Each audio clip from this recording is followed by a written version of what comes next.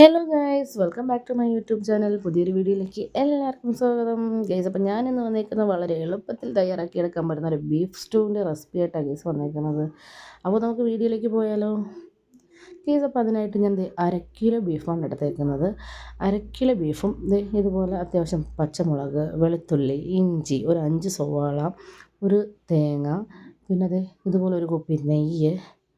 ഇനി നമുക്ക് ചെയ്യേണ്ടതെന്ന് വെച്ച് കഴിഞ്ഞാൽ ഇതിനെ ഒന്ന് ചെറുതായിട്ട് കട്ട് ചെയ്തെടുക്കാം ഗൈസ്. ഇതേ വലുപ്പത്തിൽ കട്ട് ചെയ്തെടുക്കുക.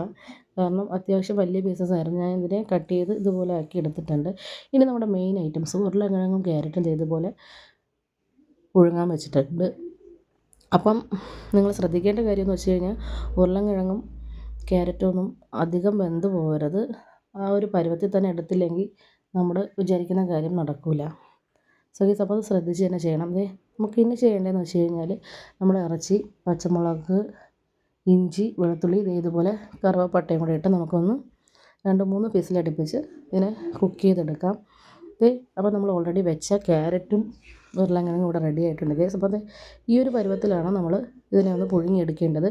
ഇനി നമുക്കിതിലേക്കൊരു പാത്രത്തിലോട്ടാക്കാം. കാരണം ഇതിൻ്റെ തൊലിയൊക്കെ നമുക്ക് കളഞ്ഞെടുക്കേണ്ടിയിരിക്കുന്നുണ്ട്. ഇനി നമുക്ക് ചെയ്യേണ്ടതെന്ന് വെച്ച് കഴിഞ്ഞാൽ നമ്മൾ എടുത്ത് വെച്ചേക്കുന്ന ബീഫിനെ ഇതുപോലെ ഒരു കുക്കറിലിട്ട് അത്യാവശ്യം ഉപ്പിട്ട് കൊടുത്ത് പാകത്തിന് വെള്ളം ഒഴിച്ച് കൊടുത്ത് ഒരു 4-5 വിസിലടുപ്പിച്ച് നമുക്കിതിനെ ഒന്ന് വേവിച്ചെടുക്കാം. ഇനി അപ്പോൾ നമ്മൾ പൊട്ടറ്റോ ക്യാരറ്റും കൂടെ തണുത്ത് കഴിഞ്ഞ് ഇനി നമുക്ക് ഇതിൻ്റെ സ്കിന്നൊക്കെ ഒന്ന് തൊലിയൊക്കെ ഒന്ന് കളഞ്ഞ് നല്ല വൃത്തിയാക്കി എടുക്കാം.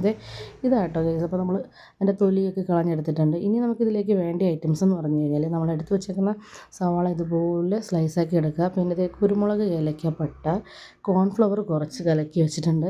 പിന്നെ ഇതെന്ന് പറഞ്ഞാൽ നമ്മുടെ മെയിൻ ഐറ്റംസ് 1-ാം പാലും, പിന്നെ ഇത് 2-ാം പാലും 3-ാം പാലുമാണ് ഗൈസ്. അപ്പോൾ നമുക്ക് ഇനി ചെയ്യേണ്ടതെന്ന് വെച്ച് കഴിഞ്ഞാൽ നമ്മളെടുത്ത് വെച്ചേക്കുന്ന ക്യാരറ്റും ഉരുളക്കിഴങ്ങും ഇതുപോലെ ഈ ഒരു വലിപ്പത്തിൽ നമുക്ക് കട്ട് ചെയ്തെടുക്കണം ഗൈസ്. കാരണം എന്ന് വെച്ച് കഴിഞ്ഞാൽ ഓൾറെഡി ഇത് വെന്തിരിക്കുന്നത് കൊണ്ടും ഇനി കുറച്ച് നേരം കൂടെ നമുക്ക് വേവിച്ചെടുക്കേണ്ടതും കൊണ്ടും നമ്മളത് അത്യാവശ്യം ഒരു വലിയ കഷ്ണത്തെ ഇതുപോലുള്ള വലിയ കഷ്ണങ്ങളാക്കി തന്നെ അരിയുക. ഇല്ലെങ്കിൽ നമ്മൾ വിചാരിക്കുന്ന പോലെ ആയിരിക്കില്ല, വെന്തുടഞ്ഞ് പായസം പോലെ ആയിപ്പോവും.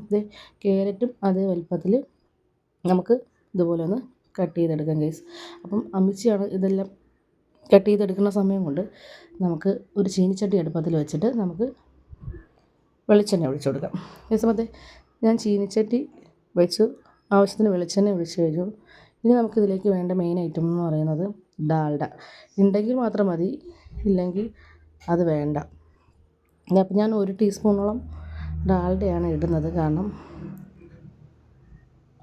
ആവശ്യത്തിന് നമ്മൾ വെളിച്ചെണ്ണ ഒഴിച്ച് കൊടുത്തിട്ടുണ്ട്. ഇനി നമുക്കിതൊന്ന് മെൽറ്റായി വരുമ്പോഴത്തേക്കും ബാക്കി ഐറ്റംസ് ഇട്ട് പൊട്ടിച്ചെടുക്കാം. നമ്മൾ കുക്ക് ചെയ്യാൻ വെച്ച ബീഫ് ഇവിടെ റെഡി ആയിട്ടുണ്ട് ഗൈസ്. നല്ല പച്ചമുളകും ഇഞ്ചിയും വെളുത്തുള്ളിയൊക്കെ നല്ല രീതിക്ക് വെന്ത് നമ്മുടെ കൊഴുപ്പൊക്കെ ഇറങ്ങി നല്ല രീതിക്ക് വെന്ത് കിട്ടിയിട്ടുണ്ട്. കണ്ടോ, ഇതാട്ടോ 3-4 വിസിലടുപ്പിച്ചാൽ മതി ഗൈസ്. നോക്കി തന്നെ ചെയ്യുക. അപ്പോൾ നമ്മുടെ എണ്ണയും ഡാൽഡയൊക്കെ ഇവിടെ ചൂടായിട്ടുണ്ട്. ഇനി നമുക്കിതിലേക്ക് വേണ്ടതെന്ന് വെച്ച് കഴിഞ്ഞാൽ നമ്മുടെ കുരുമുളകും ഏലക്കയും നമ്മുടെ കറുവപ്പട്ടയും കൂടെ നമുക്കിതിലോട്ട് ഇട്ട് കൊടുക്കാം. അത്യാവശ്യം തോനെ കുരുമുളക് നമ്മളിവിടെ ഇട്ടിട്ടുണ്ട് കേട്ടോ ഗൈസ്. ഇനി നമുക്ക് ഇതിലേക്ക് നമ്മൾ അരിഞ്ഞ് വെച്ചേക്കുന്ന സവാള, നമ്മളിപ്പോൾ 5 സവാളയാണ് എടുത്തേക്കണം. അതിനത് ഇതുപോലെ സ്ലൈസ് ചെയ്ത് വെച്ചിട്ട് നമുക്ക് ഇതിലോട്ട് ഇട്ട് കൊടുക്കാം. ഇനി ശ്രദ്ധിക്കേണ്ട കാര്യം എന്ന് വെച്ചാൽ ഇനിയെല്ലാം ലോ ഫ്ലെയിമിലുള്ള കളികളാണ്. കാരണം ഉള്ളി ഒത്തിരി ഡ്രൈ ആയി പോകാൻ പാടില്ല. ഈ ഒരു കളറിലും അന്ന് വെച്ചാൽ ഒത്തിരി ബ്രൗൺ ഷെയ്ഡ് ആയി പോകാൻ പാടില്ല. അതുകൊണ്ട് നല്ല നോക്കി തന്നെ ലോ ഫ്ലെയിമിൽ വെച്ചിട്ട് നമുക്കിതിൽ വഴറ്റിയെടുക്കാം. ഇതൊന്ന് വഴണ്ട് കിട്ടാൻ വേണ്ടിയിട്ട് നമ്മൾ ലേശം ഉപ്പ്, ഒരു 1/4 ടീസ്പൂണോളം ഉപ്പും കൂടി ഇട്ട് നമുക്കിതിനകത്ത് നന്നായിട്ട് ലോ ഫ്ലെയിമിൽ വെച്ച് ഇളക്കി ഇതൊന്ന് വഴറ്റിയെടുക്കാം. ഓക്കെ. അപ്പോൾ ഇതുപോലെ ഒന്ന് അങ്ങോട്ടും ഇങ്ങോട്ടുമൊക്കെ നമ്മളിതിനെ നമ്മുടെ തവിയും കൊണ്ട് ഇളക്കി കൊടുക്കുക.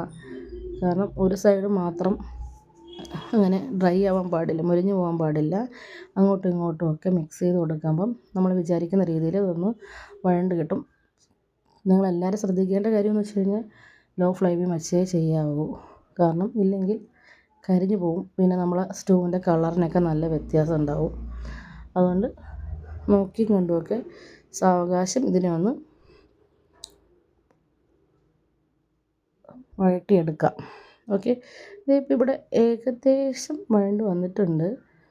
നമുക്ക് ഇതിനെ ഒന്നും കൂടെ അങ്ങോട്ടും ഇങ്ങോട്ടും ഒക്കെ മറിച്ചിട്ട് കൊടുത്ത് വേവിച്ചെടുക്കാം. സോ ഗൈസ്, അപ്പം നമ്മളെ സവാള ഇവിടെ വഴണ്ട് വന്നിട്ടുണ്ട്.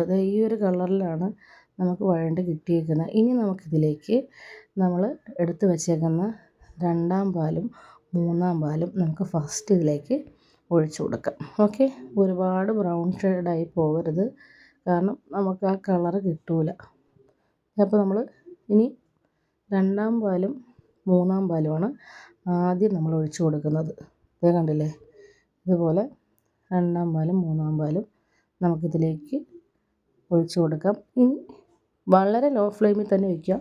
ഒത്തിരി തീ കൂട്ടി വെച്ചിട്ട് നമുക്ക് ഇത് ചെയ്തിട്ട് കാര്യമില്ല, കാരണം തേങ്ങാപ്പാലാണ്. തിളച്ച് കഴിഞ്ഞാൽ ആ ഒരു ടേസ്റ്റ് തന്നെ കിട്ടിയെന്ന് വരില്ല. ഇനി നമ്മളിപ്പോൾ ഒഴിച്ച് കൊടുത്തത് എന്താണെന്ന് വെച്ചാൽ, ഓൾറെഡി നമ്മൾ ബീഫ് കുക്ക് ചെയ്ത് വെച്ചേക്കുന്ന ആ ഒരു സ്റ്റോക്കില്ലേ, ആ ഒരു വെള്ളം, അത് നമ്മളിതിലോട്ട് ഒഴിച്ച് കൊടുത്തിട്ടുണ്ട്. ഇനി നമുക്കിതിലേക്ക് നമ്മൾ ഓൾറെഡി കട്ട് ചെയ്ത് വെച്ചേക്കുന്ന ഉരുളക്കിഴങ്ങും ക്യാരറ്റും കൂടെ ഇതുപോലെ മൊത്തത്തിൽ നമുക്കിതിലോട്ട് തട്ടി കൊടുക്കാം. ഓക്കെ. വളരെ ലോ ഫ്ലെയിമിൽ വെച്ചിട്ട് തന്നെ ഇതിനെയൊക്കെ അങ്ങോട്ടും ഇങ്ങോട്ടും ഒക്കെ ഒന്ന് മിക്സ് ചെയ്ത് കൊടുക്കാം. ഇനി നമുക്ക് വേണ്ടതെന്ന് വെച്ച് കഴിഞ്ഞാൽ, ചെറിയൊരു കൊഴുപ്പ് കിട്ടാൻ അല്ലെങ്കിൽ ഒരു തിക്നെസ് കിട്ടാൻ വേണ്ടിയിട്ട് നമ്മൾ കോൺഫ്ലവറാണ് എടുത്തേക്കുന്നത്. ഇനി നമ്മൾ കോൺഫ്ലവർ കലക്കി വെച്ചേക്കുന്നതും കൂടെ നമുക്ക് ഇതിലേക്ക് ഒഴിച്ചു കൊടുക്കാം. വേണമെങ്കിൽ മാത്രം മതി, ഓപ്ഷണബിളാണ്. കാരണം ഉണ്ട് എങ്കിൽ മാത്രം നമുക്ക് ഇതിനൊന്ന് തിക്ക് കിട്ടാൻ വേണ്ടിയിട്ട് ഒഴിച്ചു കൊടുക്കാം. ഇതുപോലെ ഞാൻ ഒരു 1/2 കപ്പ് വെള്ളത്തിൽ, 1/2 കപ്പും ഇല്ല, 1/4 കപ്പ് വെള്ളത്തിൽ ഇതുപോലെ കോൺഫ്ലവർ കലക്കി വെച്ചിട്ടുണ്ടായിരുന്നു. അതും കൂടെ നമ്മളിതിലോട്ട് ഒഴിച്ചു കൊടുത്തിട്ടുണ്ട്. ഇനി നമുക്ക് നമ്മൾ കുക്ക് ചെയ്ത് വെച്ചേക്കുന്ന ബീഫിനെ നമുക്കിതിലോട്ട് മൊത്തത്തിൽ ഇട്ട് കൊടുക്കാം കേട്ടോ. ബീഫ് ഇട്ട് കൊടുത്ത് നമുക്കിതുപോലെ ഒന്ന് നന്നായിട്ട് ഇളക്കി വെച്ച് കൊടുക്കാം. സോ ഗൈസ്, അപ്പോൾ വളരെ സിമ്പിളായിട്ട് തന്നെ, വളരെ ഈസി ആയിട്ട് നമുക്ക് വീട്ടിൽ തന്നെ ചെയ്തെടുക്കാൻ പറ്റുന്ന ഒരു ബീഫ് സ്റ്റൂവിൻ്റെ റെസിപ്പി ആട്ടോ ഗൈസ്. അപ്പം എല്ലാവരും തീർച്ചയായിട്ടും ഒന്ന് ട്രൈ ചെയ്ത് നോക്കണം. നമ്മുടെ സ്റ്റൂ ഇവിടെ ഏകദേശമൊക്കെ റെഡിയായി വന്നിട്ടുണ്ട്. ഇനി നമ്മൾ നമ്മുടെ 1-ാം പാൽ ഒഴിച്ച് കൊടുക്കണം. ഇത് നമ്മൾ തിളയ്ക്കാൻ സമ്മതിക്കുന്നില്ല, ചെറിയൊരു ഫ്ലെയിമിൽ വെച്ചിട്ട് നമ്മളിതിനെ ഒന്ന് ഇളക്കി കൊടുക്കുകയാണ്. ഇനി നമുക്ക് നമ്മുടെ എടുത്ത് വെച്ചേക്കുന്ന 1-ാം പാലും കൂടെ ഒഴിച്ച് കൊടുക്കാം ഗൈസ് കേട്ടോ.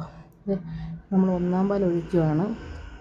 ഇനി നമുക്ക് 1-ാം പാൽ ഒഴിച്ചതിന് ശേഷം ഒന്നും കൂടെ നമുക്കിതിനെ ഒന്ന് ഇളക്കി കൊടുക്കാം. അപ്പോൾ നമ്മുടെ ബീഫ് സ്റ്റൂ ഏകദേശം ഇവിടെ റെഡിയായി കഴിഞ്ഞു. ഇനി നമ്മുടെ മെയിൻ ഇൻഗ്രീഡിയൻസ് എന്ന് പറയുന്നത് നെയ്യാണ്. നമ്മളൊരു 3 ടീസ്പൂണോളം നെയ്യ് നമ്മളിവിടെ ഒഴിച്ച് കൊടുക്കുന്നുണ്ട്. നെയ്യ് മസ്റ്റാണ് ഗൈസ്. അപ്പോൾ നെയ്യില്ലെങ്കിൽ ആ ഒരു ടേസ്റ്റ് കിട്ടില്ല.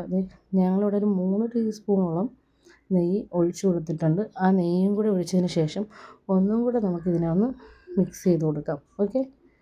ഇതുപോലെ നെയ്യ് ഒഴിച്ചതിന് ശേഷം ഇങ്ങനെ പതിയെ നമുക്കൊന്ന് ഇളക്കി കൊടുക്കാം. ഇതുപോലെ പതിയെ ഒന്ന് അങ്ങോട്ടും ഇങ്ങോട്ടും ഇളക്കി കൊടുക്കാം. ഓൾറെഡി നമ്മൾ ബീഫിലും ഉപ്പ് ആഡ് ചെയ്തിട്ടുണ്ടായിരുന്നു, ഉള്ളി വഴറ്റാൻ നേരത്ത് ഉപ്പ് ആഡ് ചെയ്തിട്ടുണ്ടായിരുന്നു. ഇനി ഉപ്പ് ആവശ്യമുണ്ടെങ്കിൽ മാത്രം നോക്കിയിട്ട് ഇട്ട് കൊടുക്കുക. പക്ഷെ നമുക്ക് പാകത്തിനുള്ള ഉപ്പ് ഇവിടെ ആയിട്ടുണ്ട് ഗൈസ്. അപ്പം നമ്മുടെ ബീഫ് സ്റ്റൂ ഇവിടെ റെഡി ആയിട്ടുണ്ട്. ഇതാണ് നമ്മുടെ ബീഫ് സ്റ്റൂവിൻ്റെ ഫൈനൽ ലുക്ക് എന്ന് പറയുന്നത്. കണ്ടില്ലേ? അപ്പം വളരെ സിമ്പിളായിട്ട് നമുക്ക് വീട്ടിൽ ഉണ്ടാക്കിയെടുക്കാൻ പറ്റുന്നതാണ്. നമ്മുടെ അപ്പത്തിൻ്റെ കൂടെയും ബ്രെഡിൻ്റെ കൂടെയൊക്കെ നമുക്ക് കഴിക്കാൻ പറ്റുന്ന ഒരു സൂപ്പർ ടേസ്റ്റോട് കൂടിയുള്ള ബീഫ് സ്റ്റൂ ആണ് ഗൈസ്. അപ്പോൾ നമ്മുടെ ബീഫ് സ്റ്റൂ ഇവിടെ റെഡി ആയി കഴിഞ്ഞു. ഇനി നമുക്കിതിനെ സെർവ് ചെയ്യാം. ഇതാട്ടോ നമ്മുടെ ബീഫ് സ്റ്റൂവിൻ്റെ ഫൈനൽ ലുക്ക് എന്ന് പറയുന്നത്. അപ്പോൾ വീഡിയോ എല്ലാവർക്കും ഇഷ്ടപ്പെട്ടു എന്ന് വിചാരിക്കുന്നുണ്ട്. റെസിപ്പീസ് വളരെ സിമ്പിളായിട്ടുള്ള റെസിപ്പീസാണ്. ഇഷ്ടപ്പെട്ടാൽ ലൈക്ക് ചെയ്യാനും കമൻറ്റ് ചെയ്യാനും ഷെയർ ചെയ്യാനും മറക്കണ്ട. Bye bye. God bless.